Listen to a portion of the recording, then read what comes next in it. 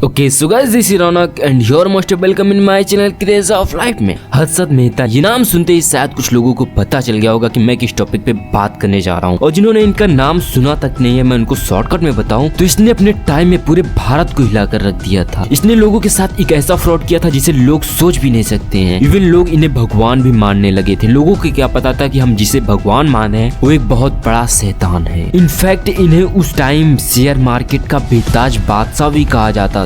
ये जिस भी शेयर को छू लेते थे वो शेयर आसमान चूमने लगता था। मैं एग्जांपल लूंगा, इन्होंने जब एसीसी सीमेंट पर इन्वेस्ट किया तब वो शेयर 200 से 9000 पहुंच गया। तो शायद लोग सोच भी नहीं सकते थे ये फ्रॉड करता कैसे। और आज की वीडियो हर्षद मेहता के ही बेस पे होने वाली है। इवन इनके ऊपर स्कैम 1992 वेब सीरीज भी बनी है, शायद आप लोगों में से कुछ लोगों ने देखा भी हो, जिसमें कि हर्षद मेहता की रियल लाइफ दिखाई गई है। इसने पूरे 5000 करोड़ का फ्रॉड किया था। जब लोगों के पास 10,000 रुपए भी नहीं हुआ करते थे तब इसने पूरे 5000 करोड़ का फ्रॉड किया था। ये उस वक्त भी एक बहुत बड़ा अमाउंट था। और ये वेब सीरीज आजकल बहुत ही ज्यादा चर्चे में भी है। सो वीडियो बहुत ही ज्यादा इंटरेस्टिंग होने वाला है। वीडियो का कोई भी पार्ट मिस मत करना। सो वीडियो को स्टार्ट करते हैं उससे पहले चैनल को सब्सक्राइब कर लो। इस चैनल पे आपको मिस्टीरियस माइंड और कैरियर से रिलेटेड वीडियोस मिलता रहेगा। और वीडियो को लाइक कर देना क्योंकि बहुत मेहनत लगती है वीडियोस बनाने और ये सारी चीजें रिसर्च करने में। सो लाइक कर देना। So let get. Harshad Mehta का जन्म 29 जुलाई सन 1954 में हुआ था और गुजरात के एक पनेली के छोटे से व्यापारी के यहाँ इनका जन्म हुआ था। कुछ टाइम बाद इनकी पूरी फैमिली मुंबई में शिफ्ट हो गई थी और वहाँ इनके फादर शांतिलाल मेहता ने अपना एक टेक्सटाइल का बिजनेस शुरू किया था, लेकिन बहुत कोशिश करने के बाद भी इनका बिजनेस नहीं चला। इसी के कारण उनकी पूरी फैमिली छत्तीसगढ़ के रायपुर में शिफ्ट हो गई और यहाँ इनके फादर ने अपना बिजनेस सेटल कर लिया और यहीं पे हर्षद की पूरी पढ़ाई कंप्लीट हुई। लेकिन हर्षद मेहता को क्रिकेट में बहुत ही ज्यादा इंटरेस्ट था तो वो पढ़ाई में फोकस नहीं कर पाए और स्कूल की पढ़ाई खत्म होने के बाद ये कॉलेज की पढ़ाई के लिए फिर से मुंबई गए और वहाँ लाला लाजपत राय कॉलेज से इन्होंने बीकॉम किया और ये पढ़ाई के साथ साथ छोटा मोटा जॉब भी किया करते थे, जैसे कि हौजरी व सीमेंट बेचना और इसमें हीरे चुनने का काम भी शामिल था। और इन्होंने 8 साल तक ऐसे ही जॉब किया। और अब शुरू होता है हर्षद मेहता की स्टॉक मार्केट की जर्नी। और इनकी शुरुआत the new India orange company में जॉब करने से हुआ। इसमें जॉब करते करते इनका इंटरेस्ट स्टॉक मार्केट में बढ़ने लगा। सन 1981 में इन्होंने अपने जॉब को छोड़ दिया और एक ब्रोकरेज फर्म को ज्वाइन किया और इन्होंने कई सालों तक प्रसन्न परिजीवन दास से स्टॉक मार्केट के बारे में बारीकी से सीखा और इनका माइंड स्टॉक मार्केट में तेज चलने की वजह से ये स्टॉक मार्केट की बारीकियों को बहुत ही जल्दी सीख गए। और सन 1984 में जब ये स्टॉक मार्केट की पूरी जानकारी के बाद इन्होंने अपने भाई के साथ मिलकर एक कंपनी खोली जिसका नाम था grow more research and asset management company और इसी के साथ BSc बातों ब्रोकर मेंबरशिप भी ले ली। और अब बारी आती है हर्षद मेहता की फ्रॉड की जर्नी। तो इनकी कंपनी 6 साल में यानी कि सन 1984 से सन 1990 तक स्टॉक मार्केट की सबसे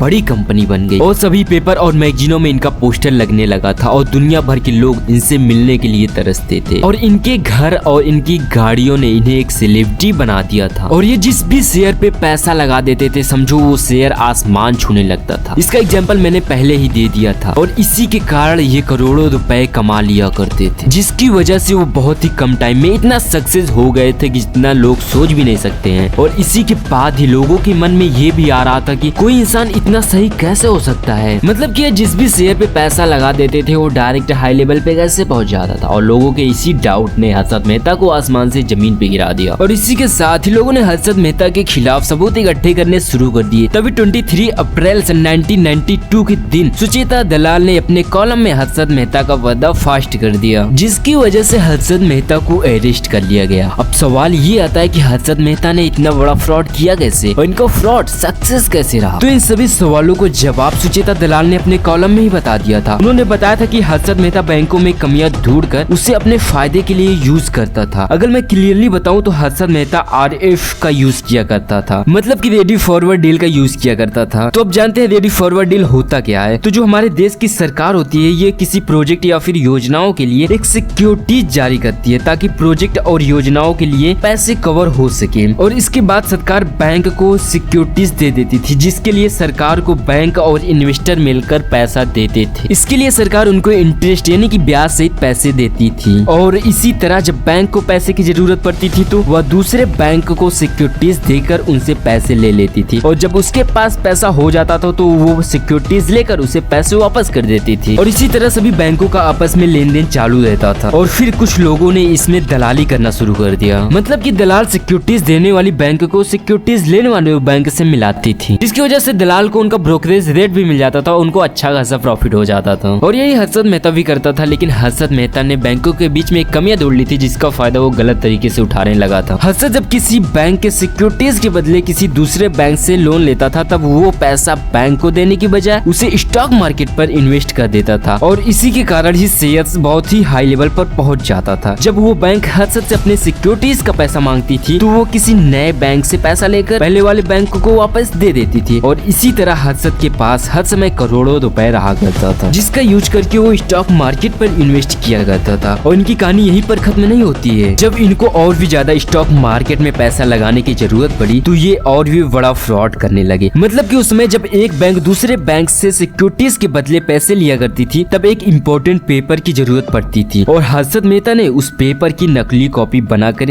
किसी एक बैंक से दूसरे बैंक के नाम पर करोड़ों रुपए ले लिया करता था, मगर बैंक को थोड़ी भी इसकी खबर नहीं होती थी। जब पैसे देने वाला बैंक हर्षद से पैसे मांगता था, तब हर्षद स्टॉक मार्केट में लगा हुए पैसे से जो प्रॉफिट होता था उसे वो बैंक को दे देता था, और अपनी नकली बैंक की रसीद वापस ले लिया करता था। और ऐसा कई सालों तक चला, और कुछ टाइम बाद पूरे देश का मार्केट लो चल रहा था, जिसके कारण स्टॉक मार्केट का शेयर डाउन होने लगा था, जिसके कारण हर्षद मेहता का करोड़ों का लॉस हो गया था। और वहीं सुचेता दलाल ने इनके फ्रॉड के पोल खोल दिए थे। जब ये फ्रॉड पूरी तरह से सामने आया, तो पता चला पूरे 5000 करोड़ का फ्रॉड था, और उस टाइम इतना अमाउंट बहुत बड़ा अमाउंट था। इसके बाद ही स्टॉक मार्केट बहुत बुरी तरह से क्रैश हो गया, जिसकी वजह से लोगों का करोड़ों का लॉस हो गया, और इसी के कारण बहुत सारे लोगों ने सुसाइड भी कर लिया था। इवन हर्षद मेहता को अरेस्ट करने के बाद उन पे बहुत सारे केस चलाए गए थे, लेकिन उनकी मौत तक सिर्फ उन्हें एक ही केस में पाया गया था, जिसके लिए उन्हें 5 साल की सजा सुनाई गई थी। और 31 दिसंबर 2001 की रात को हर्षद मेहता के सीने में दर्द होने के कारण इनकी मौत हो गई, और उस वक्त सिर्फ 47 ईयर्स के थे। सो आज की वीडियो बस इतना ही। आई होप आपको अच्छा लगा होगा। अगर आपको अच्छा लगा है तो वीडियो को लाइक कर देना और चैनल को सब्सक्राइब कर दो, इसमें आपको ऐसी वीडियोस मिलता रहेगा। अगर आपका कोई क्वेश्चन रह जाता है तो इंस्टाग्राम पे पूछ लेना, लिंक डिस्क्रिप्शन में मिल जाएगा, नहीं तो सर्च कर सकते हो रौनक जैस। सो वीडियो को पूरा देखने के लिए आपका दिल से धन्यवाद।